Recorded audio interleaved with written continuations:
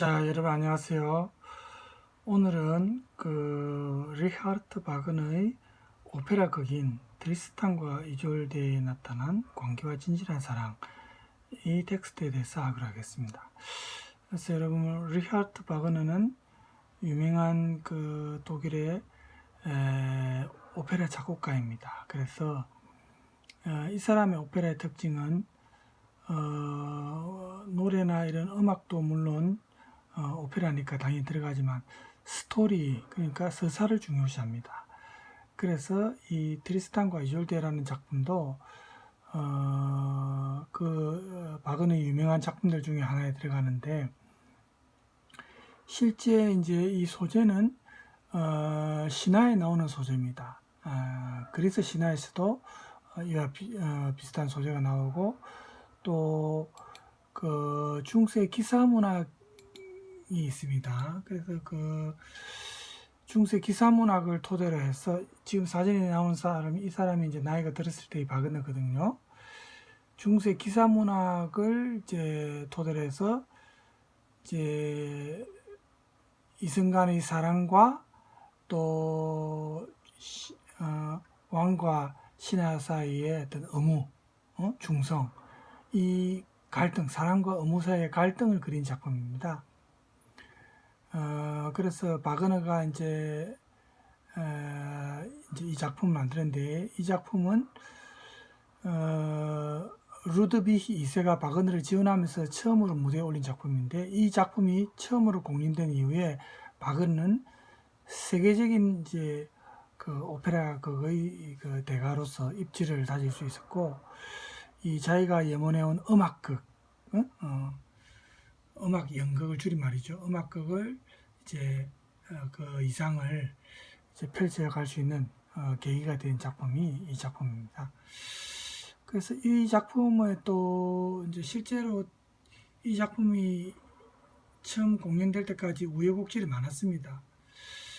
그래서 너무 작품이 어려워서 공연되기 쉽지 않을 거라는 소문도 있었고, 처음에 아까 말한 대로 루드비히 2세의 전폭적인 지원이 있었기 때문에 가능했습니다. 이 사진에 나온 이 사람이 루드비히 2세거든요.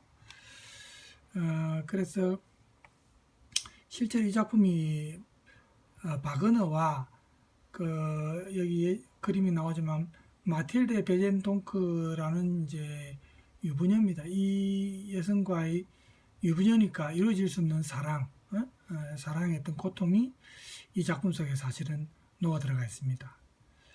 그래서 바그너가 1849년 5월 혁명에 가담한 이유 때문에 체포될 것이라는 소식을 들은 이제 바그너 자신이 이 아내를, 민나라는 아내를 남겨두고 지금의 과거 동독 지역이었던 드레스덴을 떠나서 스위스로 피신합니다. 쥐리로.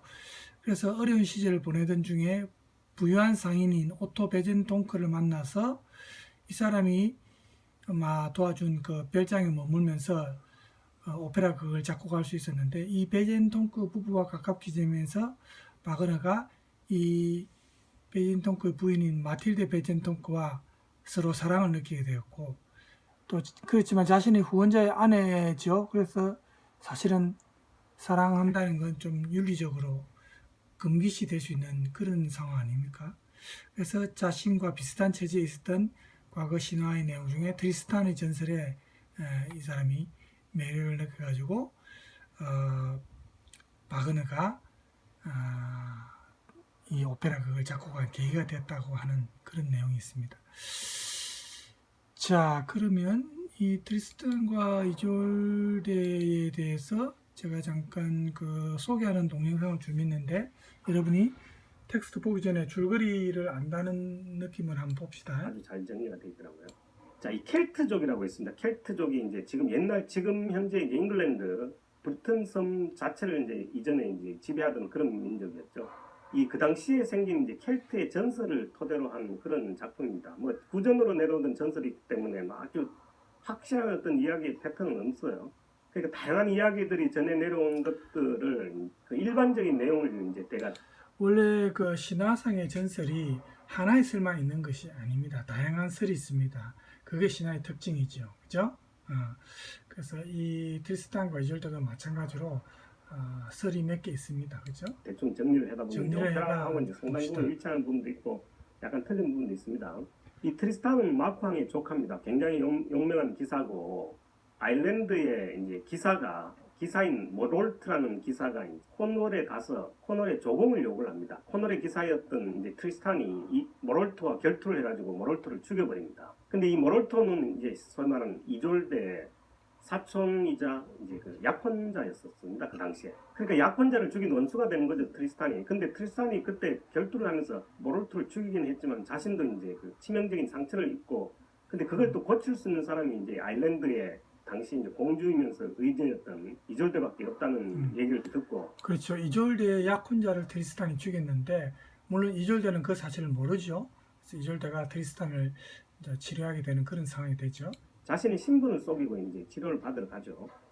근데 이제 이졸데는 창의 모양이나 이런 걸 봐갖고 자신의 약혼자인 모롤트를 죽였다는 결국 알게 되지만 결국 알게 됩니다. 이유에서인지 아마 그때 이제 처음 이 사람이 이제 사랑을 느낀 것 같아요.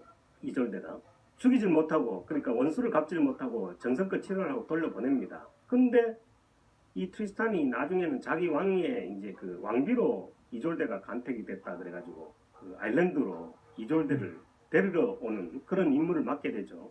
뭐 그 상황에서 이제 그 뱃속에서 뭐 이제 오페라에서는 이제 결국 두 사람이 함께 죽기 위해서 이제 독약을 마신다는 게 잘못 마셔서 이제 사랑의 매약을 마시는 거고요. 이 전설에서는 뭐 여러 가지 이유가 있지만 하여튼 사랑의 매약을 함께 마시고는 그래서 이제 그 나이가 많은 숙부 마크 대왕 그죠?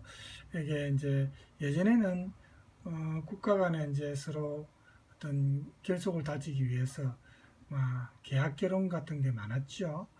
그 왕족끼리도 그죠? 그래서 자신이 어린 딸을 숙부인 마크 대왕에게 시집 보냅니다. 그러면 이제 젊은 처녀가 나이든 아버지 버린 그 마크 대왕한테 무슨 연정이 생기겠습니까? 그래서 시녀를 통해서 어머니가 체험제 어떤 그 사랑을 느낄 수 있는 그런 그 감정을 불러일으키는 체험제를 시녀를 통해서 이제 줍니다. 그런데 이 배를 타고 가는 도중에 어쨌든 시녀의 실수로 이졸데와 트리스탄이 이 체험제를 마시게 되고 두 사람이 사랑에 빠지게 된다는 그런 설이 가장 일반적이죠. 예. 결국 둘이 이제 사랑에 빠지죠. 그 이졸데는 왕비가 그대로 되는 거고 이 두 사람은 이제 밀월 관계를 계속합니다. 낮에는 이제 왕비고 밤에는 결국 트리스탄과 이졸데의 그 외도가 계속된 그런 상태죠. 그래가지고 결국 이게 들통이 납니다. 트리스탄이 추방이 됩니다. 트리스탄만 추방이 되는데 이 트리스탄이 추방된 것이 지금 이제 그 프랑스의 그 브레타뉴 반도 부근인데 거기서 이제 또 이 트리스탄이 공을 세우고 그 나라의 공주 그러니까 흰손의 이졸데라고 이제 그 이졸데와 이름이 같은 하얀 손을 가진 아마 공주하고 결혼을 하고 또 뭐 어떻게 하다가 전투를 하다가 부상을 입는데 유일하게 이제 치료를 할 수 있는 사람이 이졸데라고 그렇게 돼가지고 이졸데를 부르러 보냈는데 성공을 하면 이제 그 배에다가 인도철 달기로 하고 뭐 실패를 하면 검은 돛을 달기로 하고 됐는데 사실 이졸데를 데리고 오는데 성공을 했는데 지금 그 흰손의 이졸데가 이제 질투를 한 거죠. 그래가 거짓말로 지금 검은 돛이라고 트리스탄한테 거짓말을 해가지고 결국 실망을 해서 크게 실망해서 죽게 되고 그 죽음을 보고 이졸데도 와서 죽었다. 뭐 이런 게 일반적인 이제 전설의 얘기입니다. 물론 이제 이런 상당 부분이 이제 그 지금 현재 오페라와 이야기가 비슷하고 뭐 아닌 부분도 있습니다. 끝 부분은. 그리고 그 전설 중에는 뭐 오버니우 함께 이제 이졸데와 트리스탄이 함께 도망가가지고 마크왕이 이제 나중에 찾아서 살해를 했다. 뭐 이런 이야기도 있습니다. 전설. 그게 지금 방금 말한 그 후자가 우리가 알고 있는 줄거리입니다. 이 텍스트에서 나오는 줄거리 중에는. 근데 이제 이 전설의 내용 중에서는 두 사람이 그렇게 오랫동안 사랑을 유지할 수 있었던 그런 이유를 잠을 잘 때, 동침을 할 때 중간에 칼을 이렇게 놓고 자서 육체적인 관계는 맺지 않았다. 뭐 이런 얘기도 있어요. 근데 실제로 이 오페라에서 이 대본을 보면은 사실 이 맛 같은 경우는 거의 그 배드신입니다. 우리가 흔히 이야기하는 두 사람이 왕 몰래 두 사람이 완전히 이제 그 열정적인 육체적인 사랑을 나누는 거죠. 우리 텍스트 내용도 마찬가지입니다. 열정적인 아주 육체적이고 열정적인 그런 사랑을 나누는 관계죠. 그런 정신적인 플라토닉한 사랑이 아니고 오늘 소개시켜드리는 이 오페라에서는 테너와 소프라노가 그렇게 육체적으로 포옹이라든가 키스라든가 이런 육체적인 어떤 씬들은 거의 없어요. 공연을 할 때도 옛날은 지금하고 또 달랐어. 특히 주인공은 두 사람이 실제 부부가 많았다 그러죠. 워낙 이 스킨십이 많았기 때문에 2006년도에 보니까 영화 했는데 예, 영화로도 나왔었습니다. 영화가 이제 제가 여기에 영화에 보면은 제가 찾아봤거든요. I want him to grow old in a land where all of us are at peace. 입색이 폭스였어요.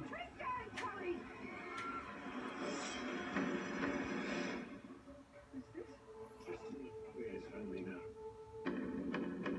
To the heart of the lion. 조금 많이 됐어요. Ever since you were a boy, you've sacrificed everything for me.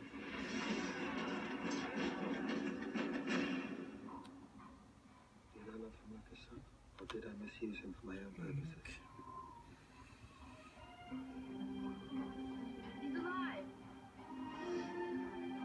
로메오와 줄리엣처럼 그런 느낌을 받을 수 있습니다. 이 영화를 보면.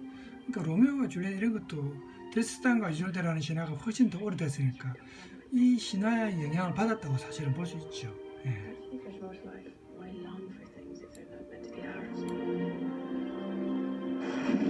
The king himself is scouring the coast. He'll find you. He must go. I want to know that there's more to this life, and I can't know that if they kill you.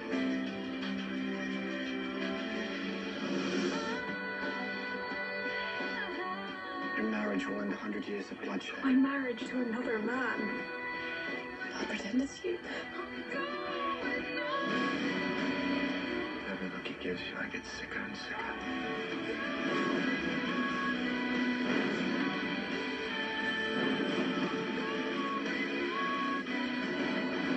Tristan and Isolde. 이게 이제 영화 줄거리 소개하는 부분인데, 제가 잠깐 방금 얘기가 나와서 그래서 계속해서 봅시다. 국내 개봉했는데 뭐 한 600명 정도 들었더라고요. 그러니까 아무도 모를 겁니다. 아까도 말씀드렸다시피 오페라 역사상의 가장 위대한 사랑의 노래고요.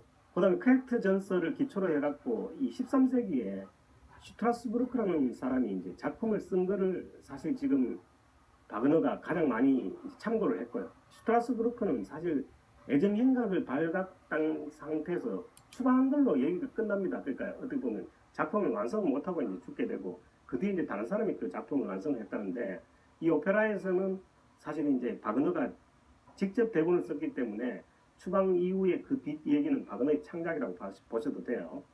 산막의 오페라고요. 공연은 거의 4시간입니다. 한 3시간. 굉장히 길죠. 바그너 악극을 보는 데는 포인트를 우리가 완벽하게 달려야 됩니다. 감미롭고 아름다운 아리아를 기다리고 있다 보면은 그냥 4시간 동안 그냥 이렇게 잠이나 자다가 그냥 나와야 되는 그런 상황인 거죠. 기본적으로 바그너의 모든 대사나 노래나 아리아들은 관현악과 어우러져서 하나의 그 스토리를 전개하는 그렇죠. 내용을 전달하기 위한 뭐 그런 건기 그러니까 때문에 스토리를 더 중시하는 겁니다. 서사를 더 중시하는 겁니다. 그게 시간도 시간도 길고, 예? 그 화장실에 미리 갔다가 보기 전에 미리 다 그 하고 가요. 중간에 보다가 화장실 가고 하기 힘듭니다. 다른 관객들도 싫어하고. 그죠? 바그너의 오페라는 관람을 하고 감상을 하기 전에 반드시 기본적으로 이제 이 이탈리아 오페라하고는 완전히 다른 각도로 감상을 해야 한다. 그걸 이제 강조드리고 싶네요. 아까도 말씀드렸던 드레스덴의 이제 그 사회주의 혁명 비슷한데 이제 참여도 하고 뭐 이렇게 하다 보니까 거기에 계속 머물 수도 없고 그 오페라 때문에 지금 빚도 있고 해가지고 스위스로 결국 빚인간데 쥐리로 이렇게 쥐리요. 떠돌이 생활을 하는데 거기서 이제 이때 베젠통크 부인과 베젠동크의 부인인 마틸데와 엄청난 사랑에 빠지죠. 이게 사실 이제 마틸데는 그렇게 열렬하게 빠진 것 같지는 않다는 게 정설입니다. 근데 실제 마틸데가 이 앞 옆에 사진도 있지만 굉장히 미인인데다가 또 시인이면서 또 작곡가기도 했어요. 바그너 시 5편으로 뭐 실제 그 가곡도 작곡을 했고 그런 기록도 있어요. 그리고 또 이제 이 둘 사이를 그 또 베젠동크가 그렇게 처음부터 그렇게 막 이렇게 심각하게 보지를 않았던 것 같아요. 아무튼 두 사람은 이어지지는 않습니다. 아무튼 이게 금지된 결국 사랑이죠. 예. 링 사이클 작곡을 중단하고 이 어쨌든 이제 작품 쓰게 된 계기 중에 트리스탄 하나가 같은 그죠. 지급프레드고 다른 이졸데입니다. 참 굉장한 직업의식이 굉장히 투철했던 사람이죠, 이 바그너가.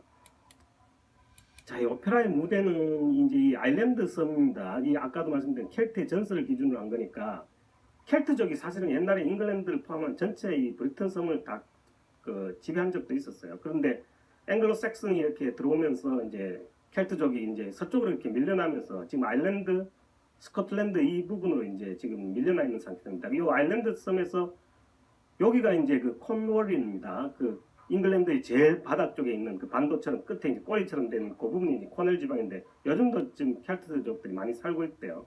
아일랜드에서 이제 그 코넬로 이제 그 이동하는 해상에서 이제 일어나는 그겁니다. 왜 그러냐면 이졸데는 아일랜드의 왕녀 공주였었고 이 트리스탄은 코넬의 이 기사입니다. 그러니까 자기 왕비를 데리고 이제 아일랜드에서 코넬로 이제 데리고 가는 그런 상태에서 왕비가 된 해상입니다. 사람을 그죠. 그 2막은 이제 아직 코넬 왕비가 그 아니지만. 성이고 3막은 이제 트리스탄이 부상을 입고 간 게 프랑스 브레타뉴 반도의 그 빨간 부분 끝부분이 이제 이 오페라에서는 트리스탄 성이 나오죠. 트리스탄이 어릴 때 살던 그 성, 자기가 이제 그 성에 살다가 그 성을 이제 그 주민들한테 물려주고 자기는 이제 코넬의 기사로 이제 간다는 그런 얘기가 있습니다. 그러니까 이 오페라의 무대는 이렇습니다. 그러니까 이게 이제 소위 말하는 켈트의 전설이고 지금 이 켈트족의 켈트 민족의 기본적인 그 주거지 아일랜드, 스코틀랜드, 맨섬 뭐 이 브레타뉴 반도 뭐 이런 게 지금 현재도 지금 그 이제 미국으로 이주를 해가지고 거기서 이제 켈트의 전설하고도 이제 그 영화가 좀 연결된 것 브래드 같아요. 피트가 자, 이 주로 오케스트라 악기 편성을 보면 뭐 전형적인 능가고 는요 일반 이탈리아 오페라 2시간짜리 오페라가 한 3-40페이지 정도에 끝나거든요. 근데 이게 거의 굉장히 두 곡이 길다는 겁니다. 굉장히 좀 가서 조공을 요구를 하니까 트리스탄이 두 사람하고 이제 결투를 하면서 이제 모노토경을 죽입니다. 자, 이건 아까 그 줄거리 소개 때 조금 나왔죠. 그러면서 자신도 이제 상처를 입었는데 그 치료를 이제 이졸데가 하게 되죠. 근데 이졸데가 그 사실을 알면서도 이제 살려줬어요. 그렇게 해가지고 이졸데는 이제 그 오는 선상에서 마르케 왕하고 사랑도 없는 늙은 왕하고 이제 결혼을 해야 되는데 무지 열받아 있었고 또 이졸데는 또 트리스탄을 마음속으로 굉장히 흠모를 했었어요. 비록 원수지만 트리스탄도 마찬가지입니다. 두 사람이 얘기는 안 했지만 자기 왕의 이제 신부가 될 아까 사람이니까 영화에서도 그런 표현을 할 봤지만 수가 있겠죠. 젊은 과거에 남녀니까 그 우리가 그렇죠. 존 칼로 같은 그런 오페라에서도 봤지만 아무래도 나이 든 사람한테 그 인생이 그렇게 쉽게 생기기 힘들죠. 그래서 어쨌든 이런 상황 때문에 이제 두 사람이 금지된 사랑에 빠지면서 이제 얘기가 전개되는 겁니다. 자신의 왕 그러니까 뭐 저기서는 아버지 한번 볼까요? 줄거리는 자막으로 발매된 거는 사실 나중에 제가 음반도 유튜브에 나와 있다는 영상을 그런 올려도 내용이고 상당히 많은 부분이 블럭이 될 로마가 사실 오페라의 본고장인 이탈리아의 수도지 않습니까? 근데 이 오페라의 모든 메이저는 밀라노에 다 떼주고 로마는 어떻게 보면 마이너에 가까운 그런 상태입니다. 테아트로 자, 델로페라 로마 오페라 극장에 나와서 제가 저 자료를 찾아봤는데 로마 오페라의 밤에가 트리스탄과 이졸데가 공연했던 그 사진 장면이 있어서 제가 찾아봤습니다. 이 내부입니다. 내부고 굉장하죠. 뭐 이제 밑에 관객들이 들어가는. 그래서 이게 이제 보면은 로마에 가면은 이제 사람마다 다르겠지만 뭐 성황이나 이런 거 전공한 사람들은 꼭 가서 관람하고 싶겠죠. 그래서 이분이 아마 직접 보고 싶어서 간 것 같아요. 그래서 여기 이제 오페라의 본고장인 이제 이탈리아에 갔기 때문에 로마에 있는 이 극장에서 트리스탄과 이졸데 공연을 봤는데 이 사랑의 묘약이라는 그 사랑의 환상, 인간의 마음 어떤 이런 걸 불러일으키는 이 작품 트리스탄과 이졸데 자, 요 공연 시간하고 이런 거 나오죠. 자, 요 위에 이렇게 한번 직접 여러분 간 것처럼 간접적이지만 느껴보세요. 그래서 이게 이제 이런 이제 공연 시간하고 이렇게 나오지만은 이 어쨌든 서로 사랑해서는 안 될 그런 상황이죠. 금기시되는 거죠. 왕에게 충성해야 될 신하와 그죠? 또 왕비가 될 사람, 자기가 호위해서 가야 될 그 이 운명의 두 사람이 오히려 사랑의 마음이 싹 트면서 이 두 사람을 질투하고 이간질하는 주변 사람들이 나오고 그렇지만 서로를 미칠 듯이 나중에 미워해서 죽이려 하는데 이 사랑의 묘약을 마시기 때문에 서로에 대해서 죽음보다 더 깊은 사랑을 느낍니다. 죽음을 초월한 사랑입니다. 마지막까지 오해를 거듭하고 계속되고 그래서 이제 이런 이제 오해가 계속되면서 결국에는 트리스탄이 비극 속에서 이제 숨지는 이졸데도 역시 그의 품에서 함께 숨을 거두는 그런 내용이 이제 전개되는데 뭐 이 오페라를 본 사람이 어쨌든 사진을 올렸습니다. 분위기를 느껴보세요. 이제 위에 둥근 천장이죠. 이렇게 이제 되어 있습니다. 이 시설이 참 굉장히 마음에 들었답니다. 이 간 사람의 얘기로는. 자, 그래서 이제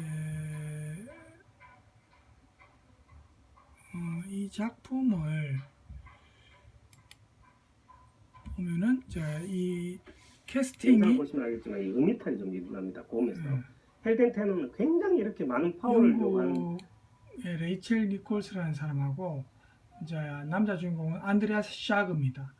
그래서 이렇게 해서 이제 공연이 되는데 그런 서을 해야 되는데 사실 뭐 그렇게 서너 시간 동안 공연을 한번 분위기를 느껴볼까요? 쉬워 보이진 않지만 자, 공연 분위기를 한번 느껴봅시다.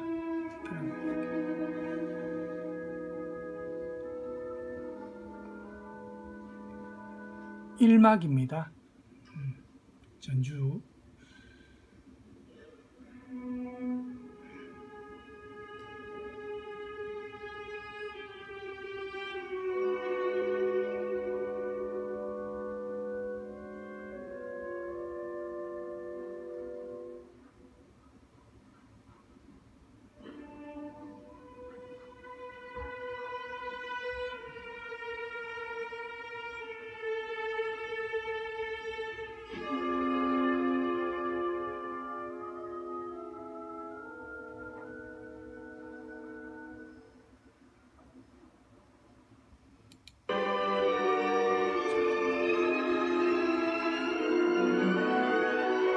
자, 나타나죠.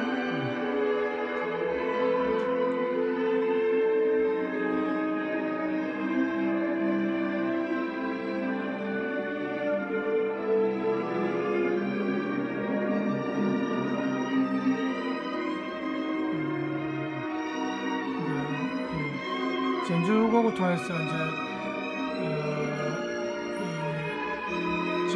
앞으로 전개될 내용의 이제 등장인물들이 지금 나오면서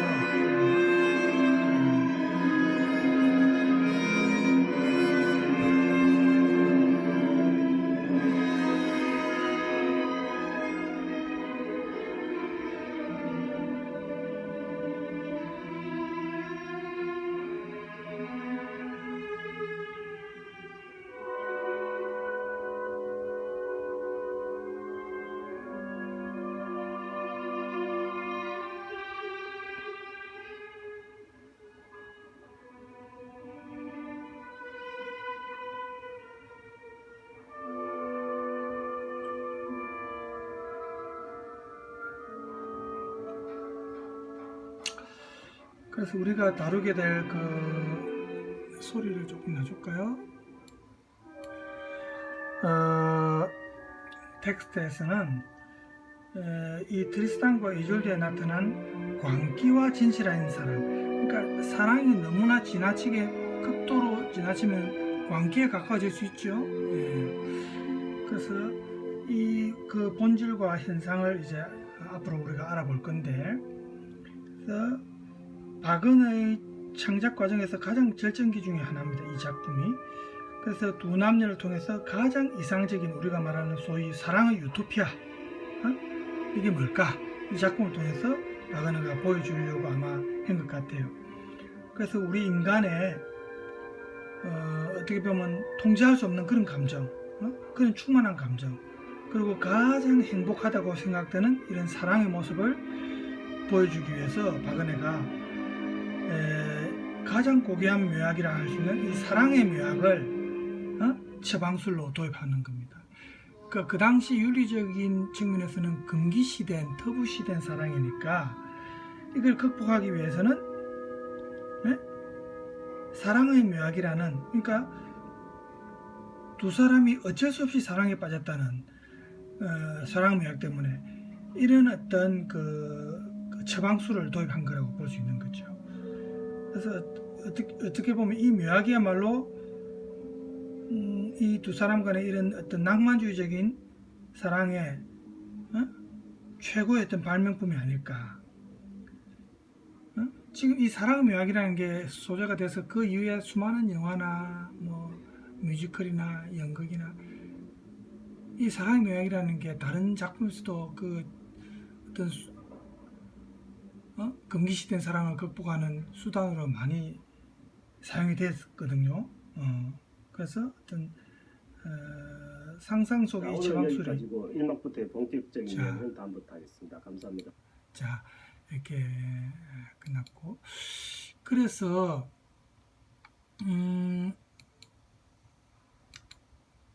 이제 그 부인이죠.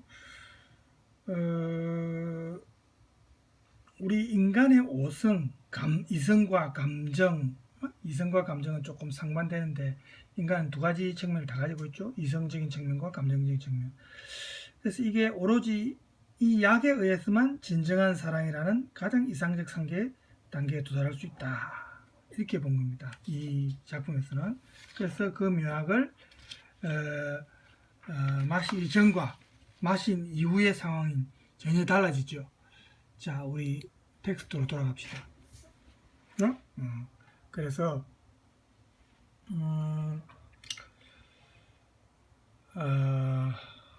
자, 그래서 이 맛이 전과 후가 완전히 달라지는데 이 사랑만을 위한 묘약이기 때문에 그랬는데 그렇게 달라진 현상이 과연 어떻는지 바그너가 이런 상황을 정상적인 어떤 상황으로 설정했고 또 어떤 상황을 비정상적인 사랑으로 설정했는지, 광기로 사랑했는, 뭐 미친 짓처럼 보이게 했는지 이런 것도 우리가 이제 알아보자는 것입니다.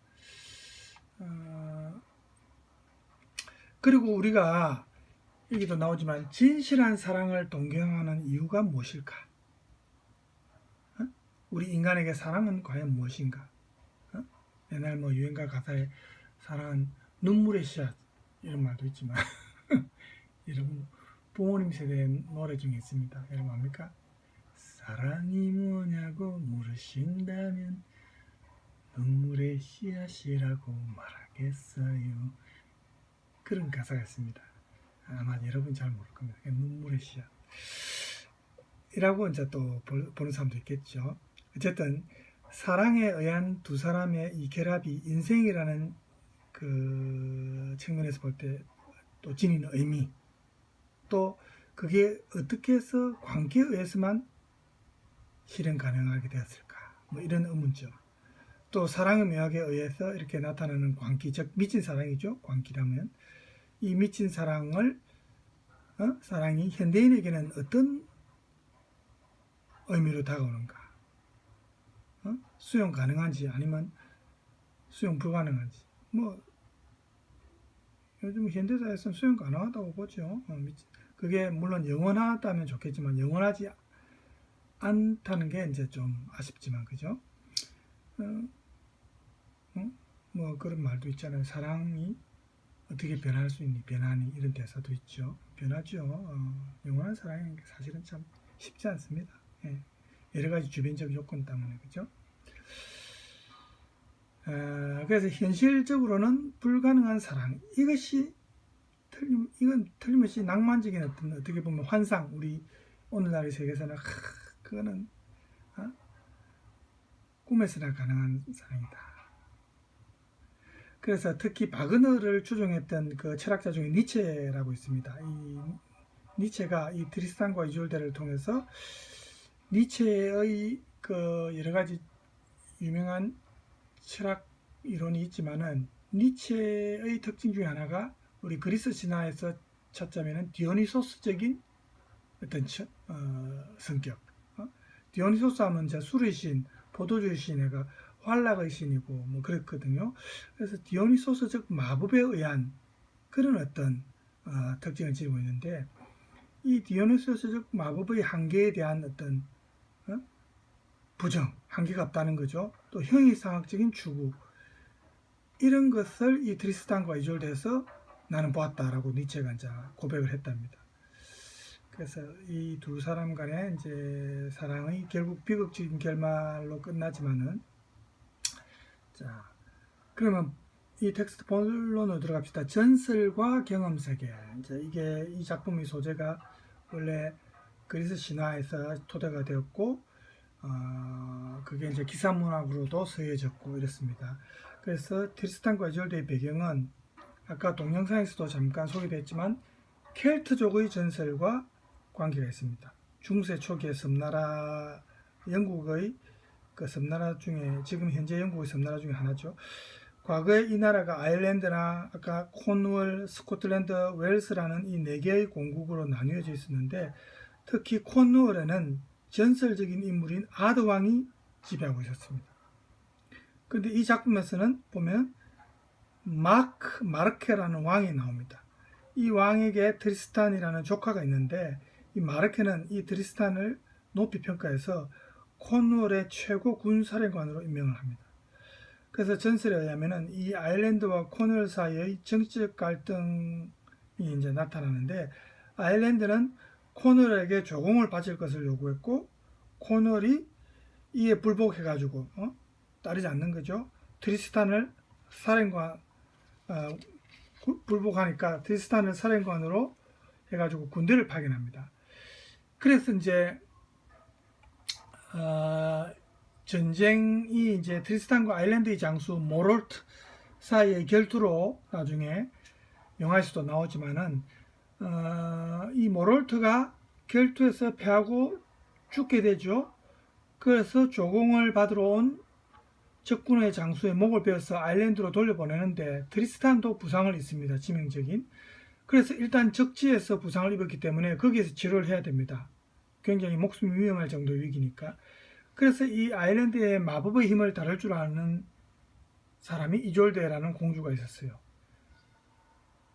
아까 줄거리에서도 소개됐죠. 그래서 이졸데가 이렇게 사경을 헤매며 누워있는 병든 남자를 치료해주게 되는데, 트리스탄이 이 적지에서 치료를 받아야 한다는 위험 때문에 가명을 씁니다. 원래 자기 본명인 트리스탄이 아니고 조금 비슷하지만 탄트리스라는 가명을 사용해가지고 자기 신분을 속이고, 그렇지만 이졸데는 치료를 하다가 알지요. 트리스탄의 칼을 보고 결투에 의해서 부상을 입은 거, 그리고 상당 부분 자기 애인이었던 모롤트의 머리에서 뽑아낸 칼 조각이 맞춰보니까 서로 일치하는 걸 확인하고, 자기가 치료하고 있는 이 사람이 자기의 약혼자였던 모롤트를 죽인 사람이구나.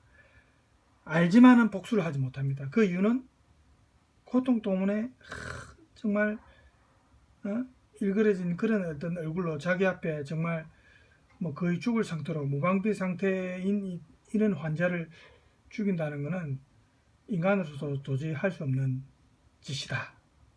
또 동정심을 느꼈고, 또 이 트리스탄의 뜨겁게 빛나는 눈을 보면서 사실은 사랑의 감정이 있었다는 건 어쩔 수 없죠, 여성으로서.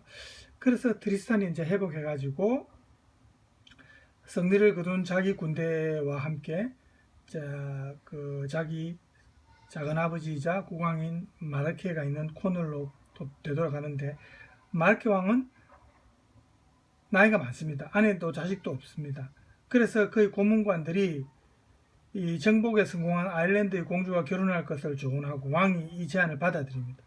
그래서 자기 청혼 소식을 전하기 위해 다시 조카 트리스탄을 아일랜드로 보내는데 이졸드는 자기 앞에 선 이 남자가 과거 자신이 치료해 주었던 바로 그 탄트리스트라는 걸 이제 알게 되죠. 뭐 이름을 바꿔도 얼굴 보면 알 수 있는 거 아닙니까? 그죠?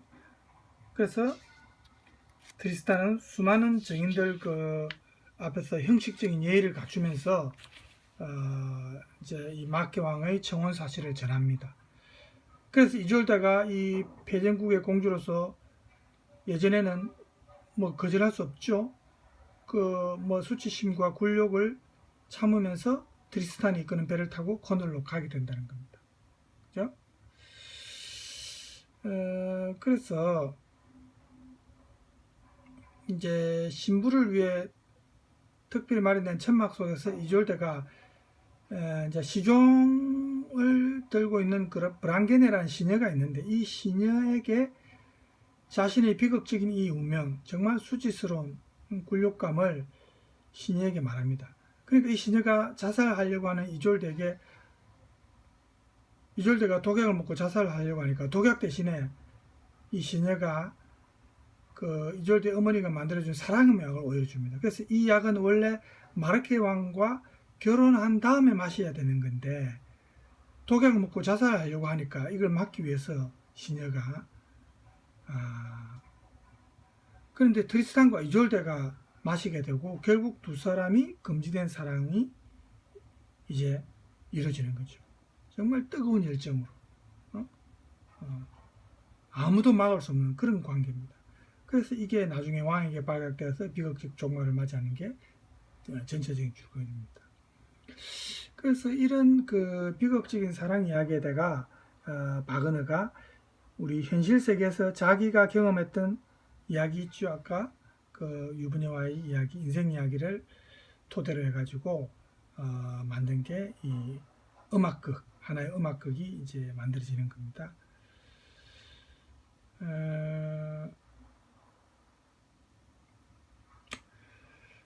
자, 그래서 이 바그너가 물론 그 이 유부녀 베젠동크와의 어떤 그 처음에는 우정으로 시작했던 게 이제 사랑의 감정까지 발전했는데 훗날 바그너가 엘리자 빌레라는 한 여인에게 보내는 한 통의 편지에서 이 베젠동크 부인을 향한 자신의 사랑에 대해서 고백한 바가 있답니다. 그 부분이 자 한번 볼까요? 여기 나오죠? 고백한 내용이. 그래서 그녀는 나의 첫 번째 그리고 유일한 사랑이고 앞으로도 또 그럴 것이다. 이렇게 편지에서 밝혔답니다. 그래서 또 프란츠 리스트 유명한 작곡가죠. 이 리스트에게 보낸 편지에서도 자 이런 말을 했습니다. 살아가면서 사랑의 원래의 행복을 단 한 번도 경험해보지 못해서 모든 꿈들 중에 가장 아름다운 이 꿈에게 기념비를 세우고자 한다. 응? 실현 불가능했던 이제 한낱 꿈이지만 그죠? 이 오페라 극을 통해서 음악극을 통해서 자기가 이제 자기 꿈을 관객들한테 보여주고 싶었겠죠. 그래서 트리스탄과 이졸데를 계획하게 된 동기를 이 편지에서 밝혔답니다. 자, 그래서 이제 원래 부인은 민나라고 있댔죠. 여기도 나오지만 그 원래 부인이 아무래도 편지 중에 한 통을 읽게 되면서 남편의 외도를 눈치챕니다.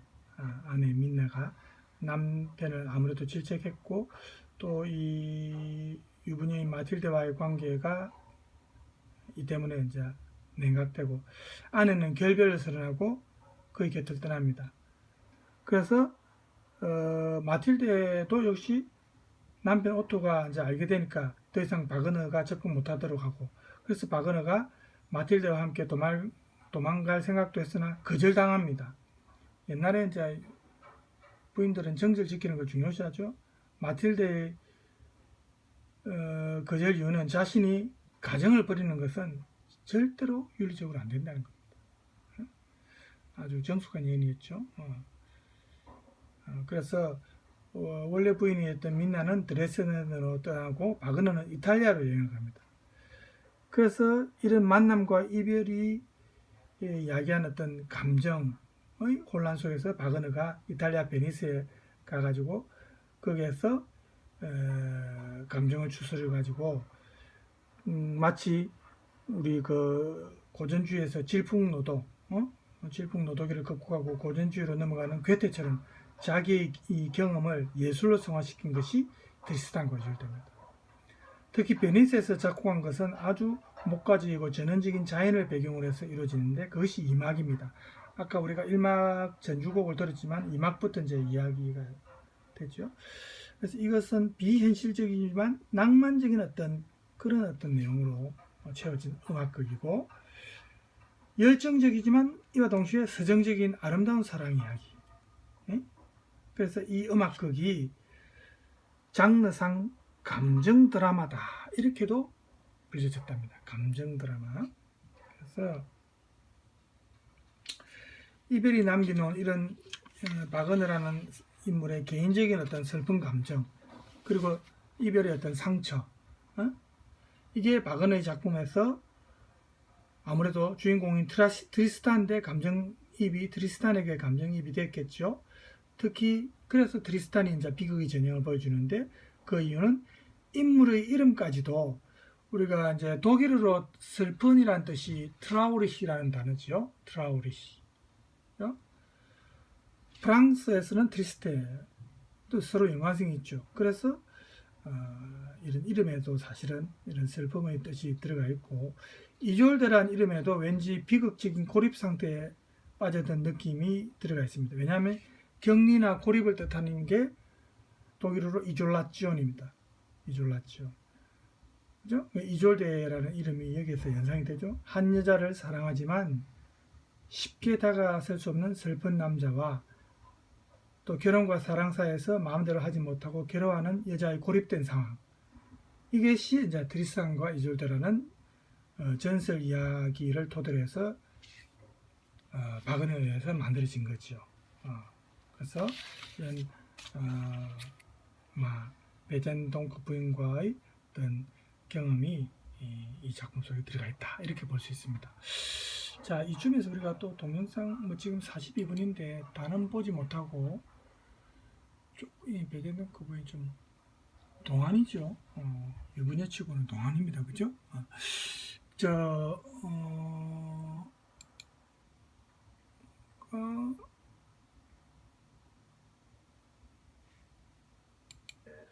두 번째 이야기입니다. 레이첼 니콜스가 이제 이졸데로 나탔습니다. 1막은 이제 아까 말씀드렸다시피 아일랜드에서 이제 콘월로 가는 배 위에서 이제 벌어지는 일입니다. 배에 있습니다. 지금 이제 젊은 선원이 이 리트라는 거는 이제 우리가 독일 가곡인데, 독일어로 리트는 독일 가곡이죠. 우리가 이제 샹송 그 프랑스예요. 그 다음에 이탈리아의 뭐 칸초네 이런 식의 이제 그 지역 그 나라의 이제 이 가곡을 보통 이름들을 그렇게 다 따로 이렇게 부르는 거예요. 그 리트는 이제 독일 가곡입니다. 아일랜드 처녀의 노래라고 어떻게 보면 이제 이졸데 얘기를 하듯이 어떤 선원 하나가 부르고 있습니다. 한번 들어보세요. 네, 자, 그러면 한번 들어봅시다. 번역 가사가 밑에 있죠.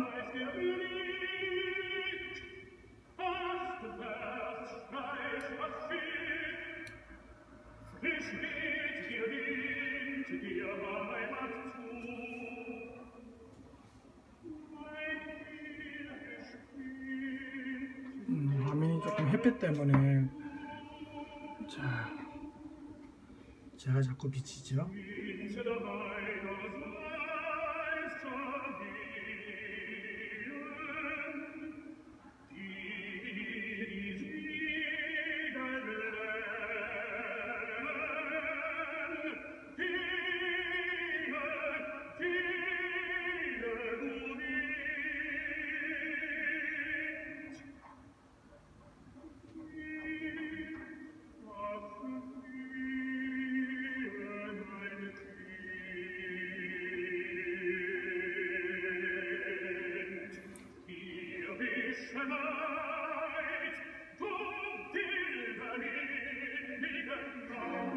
이제 이절대는 무지 열이 받아 있습니다. 아까도 말씀드렸다시피 이 과거의 원수임에도 불구하고 트리스탄을 자기는 정성껏 치료해주고 또 트리스탄의 연정을 갖고 있거든요.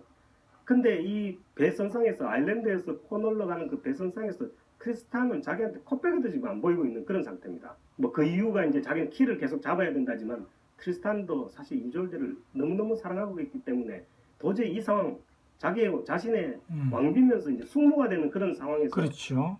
얼굴을 맞댈 자기 숙부의 수가 없었던 그런 부인이 이제 왕비가 상황이죠. 돼야 되니까. 왕의 지시는 따라야 되는 상황이고 그런데다가 이제 자신은 이제 늙은 왕하고 결혼해야 되고 자기가 마음속으로 연마하는 트리스탄하고는 이제 맺어질 수 없다는 그런 여러 가지 이유 때문에 지금 잔뜩 지금 화가 나 있습니다. 그런 이유 때문에 그래가지고 그 시녀한테 이제 가서 지금 나한테 너무 무리하지 않냐 나한테 와서 인사를 하라고 그렇게 보냅니다. 그렇게 전체적으로 이렇게 좀 이졸데 공주역인데도 좀 나이가 들어 보이고 좀 체격이 우람하죠. 이 시녀도 그렇고 이 노래를 해야 되고 이 성량이 풍부한 사람들은 체격도 사실은 좋은 사람들이 많은데 왜냐하면 이 몸 전체에서 위에서 밑에서부터 이렇게 목소리가 올라와야 되거든요. 그래서 뭐 사실 외모가 꼭 어려야 되고 이런 건 중요한 게 아니고 경험이 풍부한 사람들이 주인공을 해야 되니까 그죠?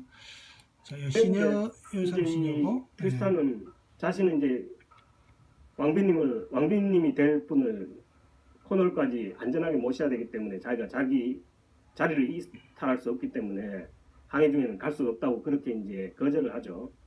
그런 상태에서 이제 이 모롤트 쿠르베날 이게 이제 그 트리스탄의 충신이죠. 쿠르베날이 과거 이제 모롤트하고 있었던 얘기, 그 결투하고 뭐 죽고 했다는 그런 얘기를 이제 리트로 독일 가곡으로 부릅니다. 들어보세요.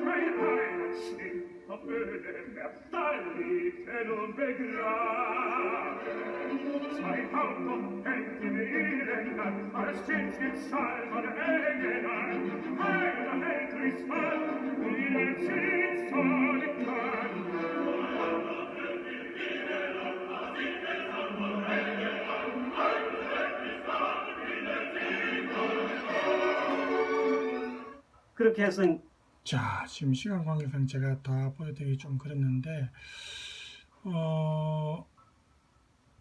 이제 이 시녀가 이제 아무 성과도 없이 그냥 이렇게 실망한 채로 들어옵니다. 그런 상태에서 이제 이졸데가 이제 이것도 이제 과거에 누가 이제 그 상처를 입은 사람이 왔었는데 자기가 치료해줬는데 그게 트리스탄이다는 그런 옛날 얘기를 지금 이 아리아로 합니다. 한번 들어보세요. 이 부분만 보고 마치겠습니다.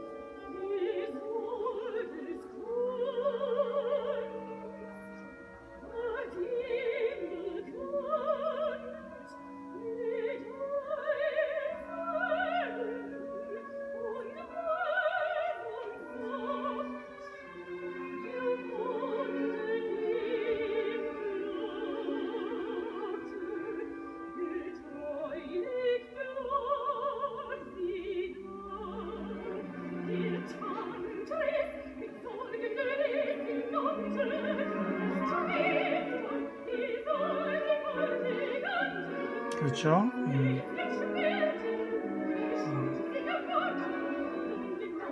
나중에 알아차립니다. 자기 약혼자를 죽인 사람이 트리스탄이에요.